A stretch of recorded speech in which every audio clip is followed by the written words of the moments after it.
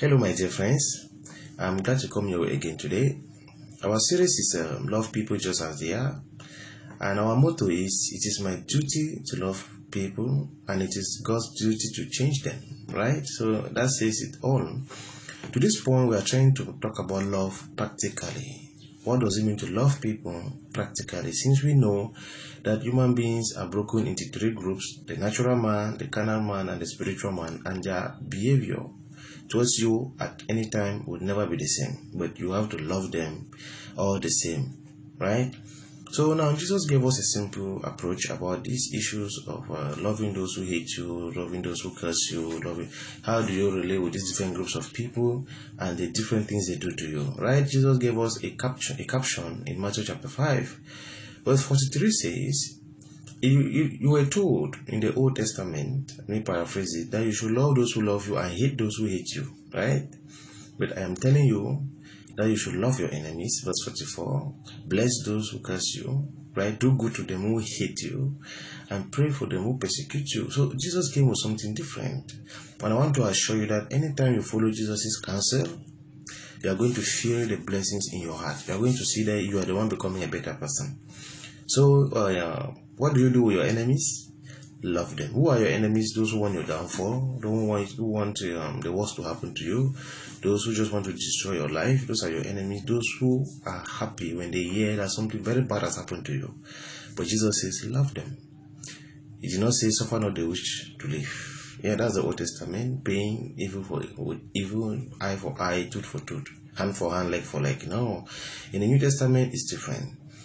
Love your enemies. Now, what do you do with those who curse you? Bless them. To bless means to wish them well, right? To pray for them, to not just pray for them, but to wish that God blesses and protect them.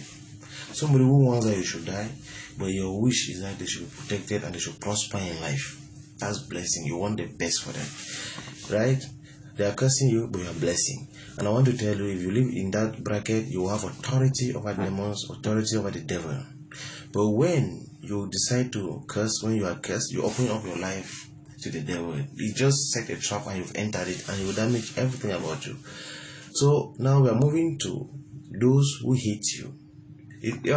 Curse and hate. Somebody is cursing you because he hates you. But Jesus is telling us how to handle hatred. Do good. Do good to those who hate you. What does it mean to do good? It's not just to sit in your house and then just leave them. Do whatever they do and be praying that God should protect you. Now, do good means go to the supermarket, right? Go to the market, look for something very nice, buy and go and give them. Look for something in their life that you can do and do for them, not against them. Do good, not do bad, right? Do good to those who hate you. If not somebody hates you, do good to the person. Find a way to do something good to the person. You have to find a way. Nobody has to tell you what exactly you should do. But find a way to do something that will be good to the person. I want to tell you that what I'm sharing with you is not easy. I'm not saying that it's very easy, but we have to do it because Jesus said we should do it, and because that is what will heal us and even work for us. It will even give us authority over those that are hating us, and it also force them to change, right? So do good, my dear. Don't just sit. Find a way to pay the person's child's school fees, right? Find something good to do for the person. Don't ignore what the person is doing and do something. Once you know that the person is wishing you evil, hates you, do good to the person. Wish them well. Find a way to do good. Don't be afraid that if in doing good they will harm you. Now you are in Christ at the center of the will of God, and God will shield you. They can't harm you. They can't succeed to do anything bad to you. If you are obeying the instruction of Jesus, do good to those who hate you. Don't hate them back because you have reduced yourself to their level. Don't hate them back because you have opened up yourself to the world of darkness, and they are going to damage you. They are going to attack you, and they are going to make life for you a bit difficult. So I wish you well, my dear friends. Go and start doing good to those who hate you. All the best. Bye-bye.